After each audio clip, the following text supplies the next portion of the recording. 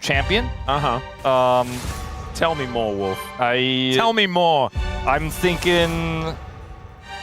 That's mainly it, you know? Those are the big ones. Maybe Morgan's going to try to play Oner or something. I don't know. I've seen an emote in my game. In fact, I see it every single time I load into anything. Renekton? And that is a Renekton with some shaky hands, baby. So maybe the Crocodile is going to come out. You and I were talking about, he's not playing Sion, which was what we expected. This would be banned again. But you and I were talking backstage about how we were like, maybe he's feeling himself, like the confidence he showed in Game 2. Maybe he will pull it out. Maybe he'll pull out the Camille. Yeah. That's what I'd like to see. There's a few of those. We'll see whether Doran goes back to something more like tanky, like it could be on priority. Skyrocketing here, especially with the Rumble being banned away. No Yorick, no Ambessa, no Talia's Jace, gone, no so Faker's like, this is my moment to play Azir, and I will take it. So that's not a surprise. No Victor, no Talia, no Ahri. So Closer. Does Closer just play a Kali? Aurora? Aurora could be an option. I feel like he's super confident on the Aurora. They could go Aurora Nocturne here. Feels pretty good. Or Galio Camille. No, he's pulling the Lucian out early. Wow, that is very early. I mean, a lot of 80 carries have been taken away. The Varus is gone. The Kallista's gone. So not surprising, especially because Guma has leaned on this pick a lot when the pool gets thinned out. We're in Game 3 here, so and I hate it. I assume they like the matchup into the Zyre as well. As Nami? Even lock in the Nami. Now, we have seen this this season already. Win rate! But, like, yeah, she hasn't been working. Yeah, they changed how her abilities work, and Lucian's gotten nerfed a few times, and it's not quite the same power level. I actually kind of like the Emilio more, to be honest, but Guma's just like, well, if you're going to raise the prio on that, I'll raise the prio on Xayah, Rakan, and we'll take those away. So I think Closer probably grabs a mid laner here, and we'll see jungle pools thinned out after that. I feel like it's a good Aurora angle. Yeah, I think it's a fine Aurora angle. I think that every other angle is doomed out of its mind. Why are we picking Trundle here? Why not? Because you could wait and see if it's like a Sejuani and then pick it later, or... Yeah, I'm not sure. Well, also 0% win rate. Pros are going to change history tonight, Atlas. Exactly. It's all about turning around the win rates. But I'm looking at this and I'm thinking that T1 have hit a home run, and okay, bro, we're in the parking lot, and they're not even playing the same game. It's looking a little bit rough here. You can understand the pick away of the Lucian. I don't know whether you necessarily then need to fully index into the old Lucian Nami that doesn't work necessarily. Yeah, like quite as well. What's the priority on these two picks that I think T1 were not really thinking about at all, or that you could have gotten other picks for and then save these for later? And also, like, the Rakan doesn't have to worry about Poppy or Talia based on the last game either. Like, it's a very comfortable Rakan angle. Yeah, I feel like this was a big miss for me. But we'll see what they finish the draft with before we fully judge, but... Yeah, I mean, pros often have things up their sleeve. Yeah, I've been critical of some drafts that I didn't like that did end up winning with the enemy team Nexus exploding today. So this could be another one of those scenarios as Nara is taken away. It's a very good and safe one here. As we still don't know what that top side is going to look like just yet. I don't think it'll be Trundle top, I can tell you that. It could be. It depends. We might have that lore matchup, right? Like if they lock in Darius, we might be able to actually get that 6 cinematic, the Noxus cinematic, with the Trundle versus Darius. We don't get the Renekton, so it's not going to be Renekton. It's not going to be Renekton. Zoe just locked in. Closer, this was one of his best picks. What year is it? This is one of his best picks when he was playing behind Faker in that year, 2021, where Zoe was meta. We saw Faker play it. We saw BDD play it to great success. Even Chovy every now and then. Sejuani is going to get locked in, it looks like here. No, that would be ridiculous, wouldn't it? I mean, it wouldn't be very good.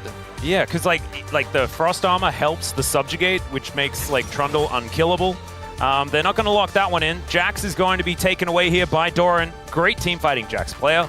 And now Oner is considering a Nidalee. Also considering Zed. I would prefer the Nidalee. Canyon had some struggles on the Zed, even though he did pick up the W. He did. Technically. It didn't feel like he did last time that was played. Talon. Talon is... What year is it? No, oh, God. He knows Sejuani isn't a great pick here, but he's like, it's the only pick that really works with our draft. Never mind, it's Talon. Or it's Talon. Well, I love that they actually hover the Sejuani first and then lock in the Talon. And then we get the insta-lock Shen. Oh God! Top lane. You know, I've actually been I've been watching this guy. I've forgotten his name, and I really should be able to credit him. But I've been watching a bunch of like Strundle necessarily. Of course, the Chomp is just so good against other AD champions. Yeah, it's very strong. If, however, Oner runs away in the matchup, it will be a big old problem. Traditional Trundle there as well. I see you, Croco. That's what we like to see. Let's get into game number 3. T1 versus Bro. 소환사의 협곡에 오신 것을 환영합니다.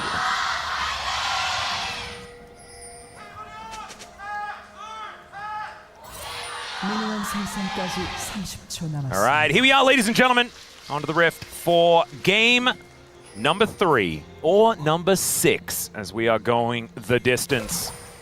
Well, I gotta say, this is a little bit unexplored territory. It is. These 2 drafts. I don't want to make any overarching statements about what they mean and how they work, but I will tell you that I think Bro have a ton of burst power. They have Zoe, they have Lucian, and they have half a Faker's health bar. Oh, the press the attack is doing so much work here. There's another Chomp as Faker getting taken down very, very low, and in fact, electing to go for the potion, realizing not enough time to go back home. The classic unsealed spellbook Zoe, the closer. Yeah. One of Faker's favorites in the past as well. All right, there's a flash forward. Flash out immediately there from Polu, who gets a whole lot of ebb and flow value, and Gumayusi taking a lot of damage here as well. The Electrocute is once again going to be the keystone of choice here, as we see for Hype. Got buffed so many times. It's just so strong in these bursty trades. It was Diablo that went for it last time around, right? I believe so. So Hype getting wind of that one as once again a grand entrance. Polu going to use the heal. As you can see, Keria understanding that this combo is so good level 1. Yeah, they really got a lot of value out of that because they targeted Polu. Hype has barrier, but they didn't hit him. But now Hype has a potential all-in angle. Once level 2 is reached for both of them, they can actually look for the pressure onto Guma. Guma does not have his barrier anymore, so to be very aware of this. Keria and Guma will hit level 2 first, though, so maintaining that tempo is very important. Yep, well played there by the Bros to understand that they did not have any right to be that far up the lane. But still, T1 investing a lot into this, as well as Hype. Bro. So it could mean that a possible gank angle could be there for either the Troll King or the Talon.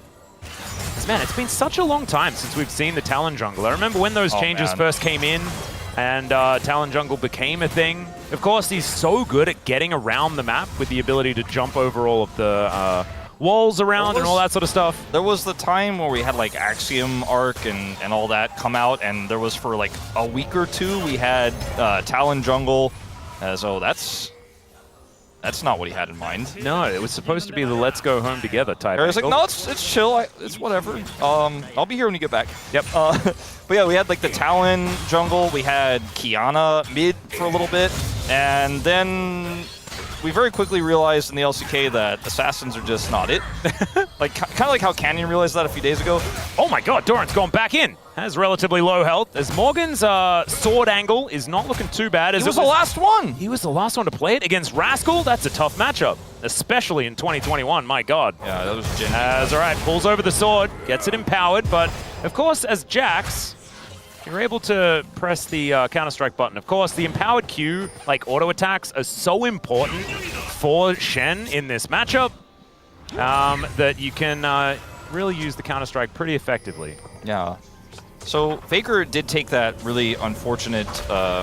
Yes, it's been a long time since we've seen all of these. We saw the Talon, and then like it was Bulldog who last played this against Chovy, which was 2 years ago actually, Bulldog's debut year. Here comes Croco. Yeah, he's walking over Vision. But of course, Keria wanting to use his grand exit in order to make this one work. The Pillar of Filth goes down, and now Gumayusi on the other side of the Rift. Let's see whether this Feather Recall is going to work out. It's Croco that eats all of them. The Ebb and Flow doing so much work. And there's one more auto, and that is going to do it. Chef's kiss there for Hype as he picks up first blood. And the Bros feeling pretty happy about this early game. Hype grabbed his chest after that one, knowing it was a pretty tense play with potentially Oner rotating over right afterwards. But Guma got his barrier back, and I think that was maybe the moment that gave him the most stress, but I think it was always going to be a sure thing that they got the kill. He was able to secure it himself, didn't go to Croco. So a big win here. I was mentioning Faker earlier. It did lose a lot of his health bar at level 1, so is significantly behind in CS as a result. I mean, it's 8 CS now. It was a little bit bigger earlier. So every time we see this Counter-Strike channeled, we jump to the top lane. Yep. But it's still a relatively even start. Just a really good play there from the Trundle early on, Pillar of Filth. He held it for a long time. Comes down here. They have vision that there's no Talon. They also have vision of the Talon pathing towards the red buff, so they would see exactly where he is when this happens. They're like, oh, he's so far away. And then Guma ends up on the wrong side of this fight and got his barrier back, but does not hit the root here onto Hype, which is critical positioning for Hype. Very nice. Guma's barrier buys a little bit of time, but ultimately he still dies. Now down both summoners. Yeah, you can see Oner was actually in the area, but just not quite able to get there in time. And they knew where he was because they had that really good ward on the red buff. So they're like, okay, we have just enough time. The pathing is really good from Kroko. He's got the wraparound angle there. Now we're going to see a swap. Yeah, Doran moving down towards that bottom side. Gumayusi here in the top side of the map. As Morgan, no teleport, does have level 6 though, so Stand United going to be there. Can always use that to taxi yourself towards a teammate. In the early game especially, it can work out very, very well. We're going to lose a lot of farm here on the top side potentially though, because he doesn't have anyone to go to there, and they're going to commit to the Drake. And so as a result, it should be maybe even a plate going over to Guma in that top side. See how much time he gets alone with it, but I think he should be able to, take that plate away. So feeling pretty good about the tempo that he gains from this, despite dying there in the bottom lane. Very even game here. Really only that first blood, the difference maker, but the Dragon does go over to Bro. Laning phase here for Closer once again, starting off well. Again, kind of a cheat lead because of the level 1, but gonna see if he can hold on to that advantage. Has his Ignite at the ready for now. Looking forward to seeing what Morgan's going to do with the build. Like whether it is just going to be the full tank Shen I'm not sure. that has been pretty popular, or whether you go for the more cruiser style. You can actually play Shen as kind of a side laner in a lot of ways. Of course, Stand United does really help you. Works kind of like GP, right? You can just always help no matter what. And I think see whether he does go for something like a Titanic Hydra into, you know, some more like battle stats. But it looks with this Giant's Belt, it's looking a little bit hard steely. With the burst that they have, I think it is going to be hard to, but with the burst that they have, and the fact that they have a Trundle, like it means that Talon, if you just build tanky, Talon can't do a whole lot of things to you. I mean, they have a lot of Zoe food on the side of T1. There is a lot that if you get bubbled, you can possibly just die. Yeah, no, it's pretty insane. So I feel like you just build tanky and you become so difficult to deal with later on, and there's so many ways to catch the side of T1, and then you can play through sides really aggressively, even if you don't go like Hullbreaker, because you're Shen, and you know you can teleport in, so you can go deep in the side, and even if you don't have your teleport summoner spell, you still have your teleport ultimate. And the fact that this Lucian got the kill earlier on is already accelerated is really huge for Bro. They're gonna have this explosive mid game where they have so much pick potential. Kroko's here. Yeah, making his way in. There's a great entrance. That's really nicely played to make sure that Hype doesn't get the extra damage down. That was really clean. That was an instant cancel on the culling. I actually didn't see the culling go out. I had to see that it was on cooldown. They saw Oner was coming up too. Yeah, and Hype dashes forward. That's a bit dangerous. He's going to flash out with the grand entrance onto 2 as Oner looking to close the gap, and he finds it. The bleed is ticking down from that Q as now Faker taking a lot of damage. Kroko is at full health, and he's still pushing forward. There are 4 people here, Kroko. Yeah, that was very scary. Closer is showing up as well, but they have vision of him. I don't think he hits this bubble onto Guma. No way. He's not even going to go for it. Nope. And that's the end of that.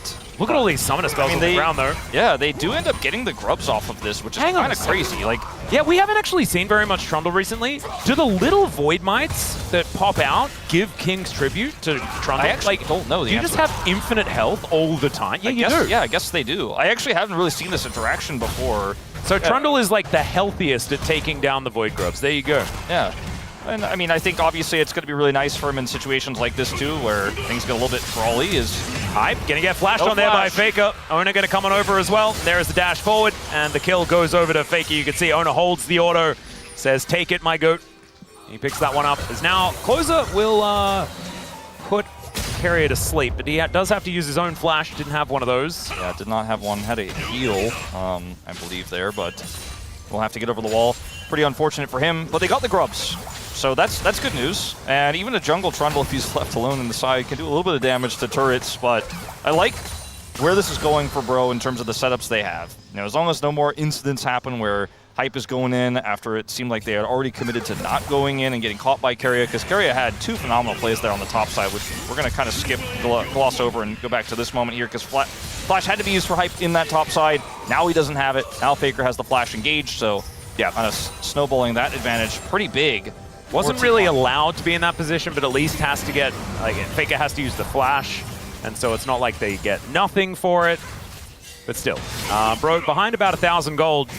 And we do need to go back to like the eclectic nature of this Bro draft. A lot of it hinges on Closer being really strong. Like if Closer is not really strong, then they just kind of don't do a whole lot of damage. Yeah, he needs to be the bursty assassin that Zoe should be. Yeah, the bubbles need to be scary. If the bubbles aren't scary, then the Bro composition kind of doesn't do anything. Yeah, he does have Unsealed, so he can do some niche things like look for some objective plays, as Morgan does have Flash. Let's see if he has to use it. I don't think so. He's got Shadow Dash as well. He should be fine. Yeah, he's fine. The Luden's Companion, which is a rarely picked item these days, does get locked in here, and that's the kind of bursty champion that is going to look for that. As Keria is hiding on this flank angle here, Oner's coming over. Trying to dive his Shen, though, is going to be tricky. Yeah, he's teleporting towards the top side of the map, as Doran is going to be shoving that wave in. And so Morgan able to pick that one up pretty comfortably, but still he's 26 CS behind. The Jax is doing a fantastic job. Yeah, the Shen pick isn't working out just yet, and they haven't been able to use any Stand United macro plays. They haven't been able to turn any plays with it just yet. Still early days, of course, but... Ooh, Bubble looking pretty nice here as Keria going to get denied as Croco puts down the pillar. And there's a big old shield, but it's not going to be enough. The Tidal Wave going to get a cute little knock-up onto Faker here. But now Hype moving on in. Will he be able to find any value? That's the question. There's the culling right on top of Gumayusi. And yeah, their health bars are getting lower, but I don't think the Bros are going to be able to finish anyone off. It's going to be really hard. I don't think they should try for it without Palu's ult here. Stand United was interrupted as well. Yep. Morgan tried to use it to get in on top of Closer, and it doesn't actually work. Yeah, and that's a dead Zoe.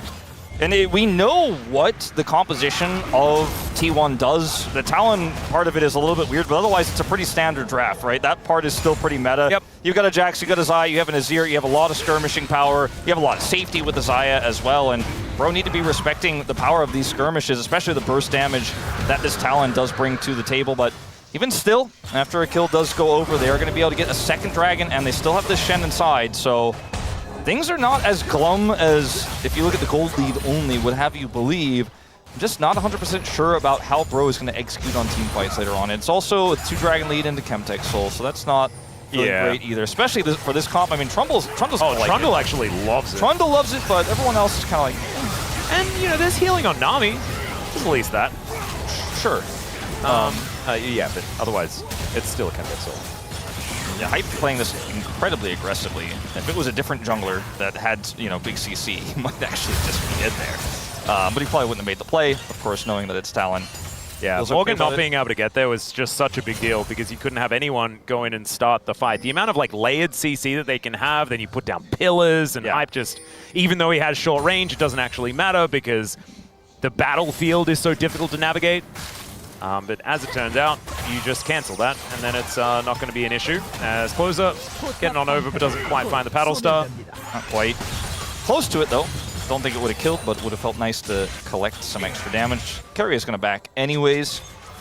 Yep, you can see the gold, like, it's barely different between these two squads. But as you said, very standard draft coming out from T1. Keria is on his Rakan. Like, there are so many things that make this look so difficult for Bro to figure out. But they have a strange draft. They might be able to catch T1 unawares. Yeah, the thing is, I think that Faker is very aware of how to play around Zoe. He's played a ton of Zoe games himself. You consider Doran's Jax has been, at times, quite legendary. And he is winning the lane. This time around, he is Morgan's boss. Morgan was the boss of him in Game 2, but very different reality we're living in right now. And the Shen doesn't look like it's necessarily ever going to come online if he doesn't get some attention soon. And it's really difficult to gank a Jax as Trundle, because he just kind of leap strikes away and says, nice try. You're going to need a lot more resources than that. The good news is that they got all 3 grubs, so the Jax doesn't have that extra side lane pressure. That feels nice. Yeah, and also it means the Shen has a bit of side laning power, which is kind of nice. Heartsteel now done. see how much brawling he can get done in that top lane as well. Yeah. Right now he is moving down towards the bottom side. Top players kind of do stack that. Yeah, exactly. It's a little bit better than some of the sad jungle performances we've seen as far as hardstyle stacks are concerned. Not quite ARAM, but definitely better than being a jungler. As now Hype set up alongside Gumayusi here, but Oner and Keria waiting in the wing. Deep vision that T1 have all over the map. Like, there's no flank angle they won't be aware of. And, you know, Zoe, if she's missing in the side, it's really important to have some deep vision like that because you want to know if Closer's going to pop out of a brush, sleep you, and kill you. And I'm able to track him pretty well so far. Just love to see the vision game here from T1. Oh, Closer actually picks up a heal. That was pretty cute, but the Trouble Bubble not going to quite connect. As Gumayusi continuing to just keep things shoved up. Closer picking things up from the ground. Oner now possibly out of position as he dives onto Croco.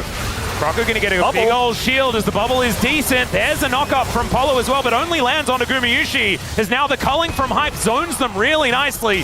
Doran able to get himself out of there with the leap strike, but the Trouble Bubble is going to come through. Closer. Can he find the paddle star? The answer is not quite enough damage as Hype wanting to get it done, but the counter-strike was so good, still he just flashes in. That's a way to get it done. They'll take down the Jax. And in the meantime, Morgan is in the side lane. I think he gave a good old shield to the Jax and not too much more than that. Sorry, a shield to his team, not much more than that. Not really trying to do anything big on this play, but... Oh, Closer, sometimes you can actually get that one through. It's still going to land the Battle Star. That looks pretty nice. And Faker takes a big chunk of damage. Croco is still here, by the way. Faker's already dashed. The pillar looking for Guma. The pillar is such high value alongside this Zoe as Gumayusi's in so much trouble. The jump! And it's going to be Croco that takes him down. Still, the bubble connects onto Keria.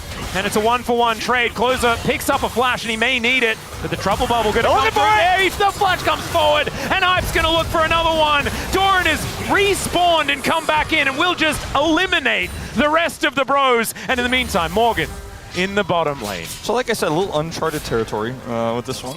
Yeah, a little bit of that. A little bit of that. Do you know what the result is as far as gold? The gold swing, if you will? Yeah, it's zero. Yeah, none. So this fight here from T1 is a little bit greedy, I feel, considering the power of this skirmishing composition on the side of Bro. They obviously have the Nami ult as well. Oner gets chunked down super low.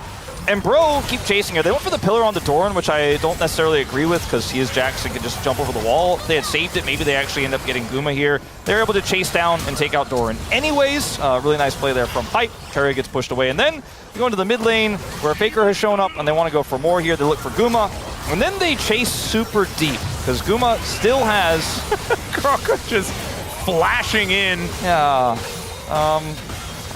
Ends up being almost a kill back here on the Closer as well, and then he's like, no, we Keria go with the block on the Paddle Star was so heroic, even if it didn't necessarily change anything. They got the TP out of Doran, Faker TP'd, Morgan has recently TP'd, but didn't TP into the fight in that moment, and we continue the juggle. We're back to, it feels like a solo queue game here. Yeah, it feels pretty wacky, actually.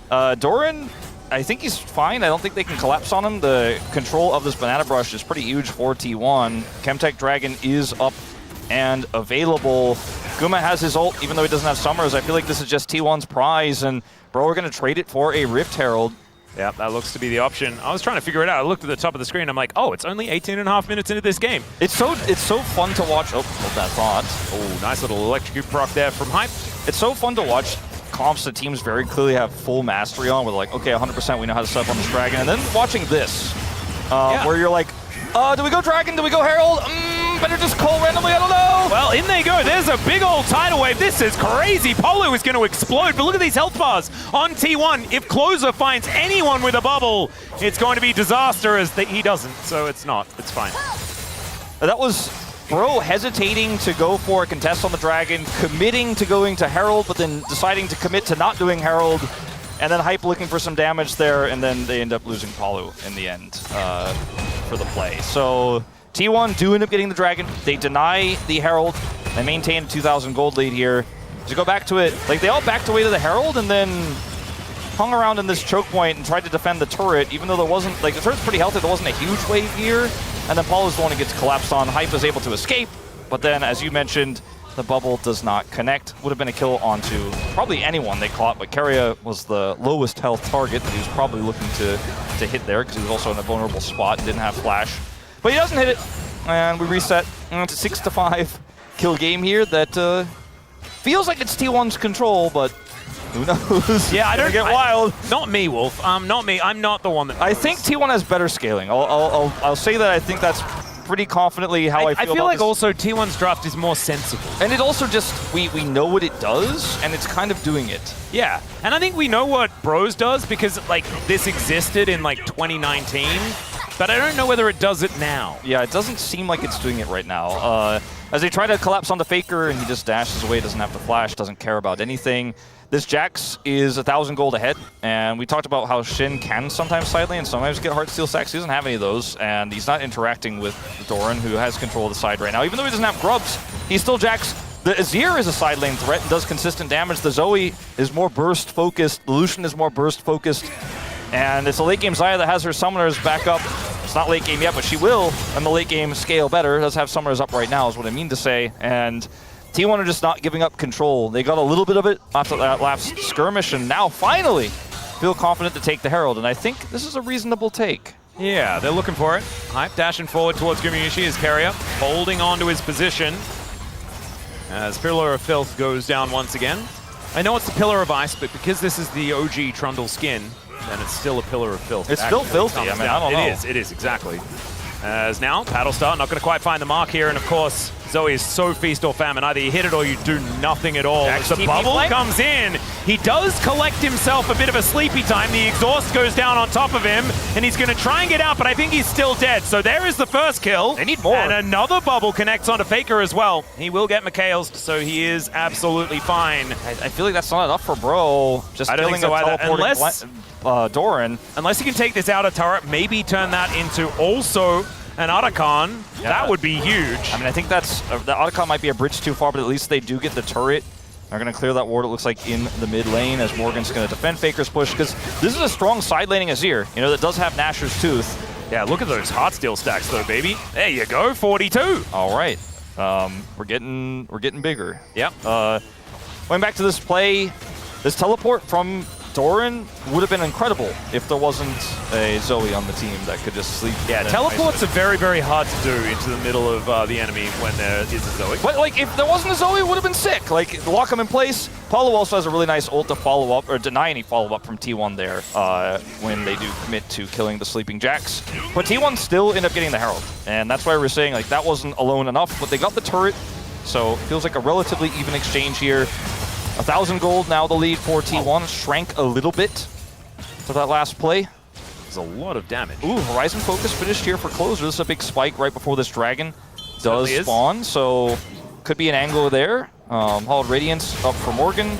They also, less of a spike.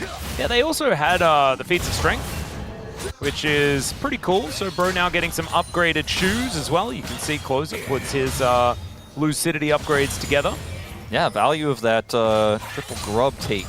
Yeah, nice. Coming in strong. And Morgan still with those 42. It's not super great. He's having a lonely time here in the side lane. Picking up those kills actually pretty significant because he's going to get his IE pretty soon. They didn't quite realize how ahead he was, but that is going to be one of their biggest win cons here because he is one of the most consistent damage dealers on this squad and does have a lot of upfront burst as well when we come to fighting for neutrals. Morgan has teleport and his ultimate available, so can just stand united with his team when the commit to this Drake take does actually come through from T1. Flank here from Croco. Yeah, Bro, I think wanting to get themselves soul point this time around is Doran on a great flank angle. Zoning sleep pretty good. Yep, Stand United gonna have to come in pretty soon, I think. A preemptive one would be great, as there it is on top of Hype. That's a lot of damage onto Keria, though, not able to get too much value, as finally Morgan actually gets into a battle. Still, the Zoe goes down and Doran gets a great counter-strike. The flash out from Croco might keep him alive, but Morgan not going to be so lucky. Everyone just lying on the floor, and unfortunately, the composition for the Bros just not quite working this time around, as there's the rake, and he just pops over the wall, and there it is. Yeah, just like dried leaves, the end of autumn, down he will go. And this is going to be mid-turret for free. By the way, Herald not even employed just yet. Oh, no, still Shelly. in training, in fact, yeah. All right, so she does have a job. She just hasn't turned up yet. Yeah. She Okay, starts got it. on Tuesday. It's All fine. right, good. We'll let you know when Tuesday comes around and she charges into one of these inner turrets. Because this fight here from Bro, like the sleep, I said it was zoning, but it really just missed, to be frank. And it was avoided. The ult here from Palu does kind of mess up the engage that Keria was looking for, so he gets punished, but Zoe's just so low and so squishy. And then Doran comes in here and locks the rest of these members in from retreating. You can see Morgan gets rooted. He's going to get taken out here as well. And it's basically just a full wipe as Palu runs away very sadly. He's like, maybe I get out. I got the bubble. Dry leaves at the end of autumn, yeah. All that's the that ace. sort of stuff. So I'm still wondering when Tuesday's going to roll around, because I think T1 can try to utilize this Rift Herald to get an inner turret, potentially. But I think that might have been the back-breaking fight, frankly, because now this Azir is huge. Has an extra arm guard. Look at the build from Oner. Like, he has Cleaver and now also Serpent's Fang unlocked. He doesn't really care about Shen shields that much anymore.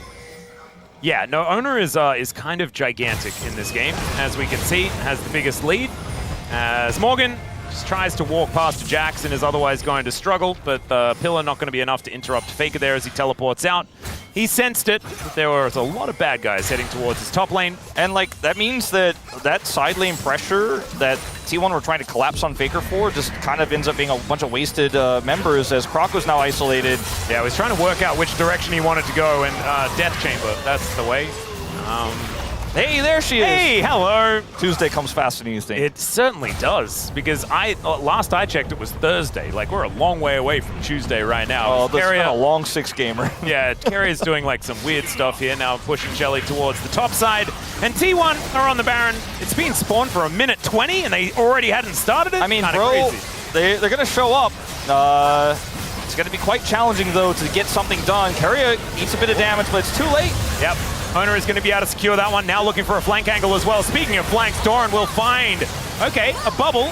So that's going to connect as Polo is just dead. The Shadow Assault just a little bit much there as Hype running out of people protecting him. And in fact, there are none left as Morgan tries to get on top of Gumayusi. And Gumayusi says, thanks for the taunt. That was cute. And nothing else going to really come of it. Croco has just respawned.